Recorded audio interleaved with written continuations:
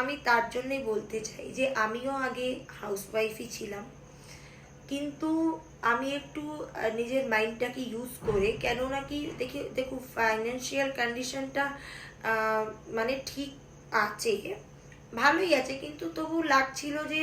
যদি ঘর থেকে টাকা লাগাই আর সেরকম লাভ না পাই, তাহলে তো ফ্যামিলি কিছু না কিছু তো কথা একটা শোনায়, যেটা মানে হয়ে থাকে সবার সঙ্গে, এটা নর্মাল ওয়েতেই এটা নেওয়ার দরকার আছে। এটা খুব বেশি এরকম মানে হাইলাইটেড ব্যাপার নয়, আই থিঙ্ক। আচ্ছা, তাতে কি করলাম আমি আমি আমার বুদ্ধিটা লাগালাম, আর অনেকজন আমাকে সাজেস্ট করলো যে তুমি একটা কোচিং সেন্টার চালাও, তাতে কিছু পয়সা তোমার লাগবে না, কোনো জিনিস তোমার কিনে ধরো রেখেছো, বিক্রি হচ্ছে না, খারাপ হয়ে যাচ্ছে, এরকমের কোনো ব্যাপার নেই। আমি বললাম হ্যাঁ, এটা তো ঠিকই বলেছি, আমার জার্নিটা অনেক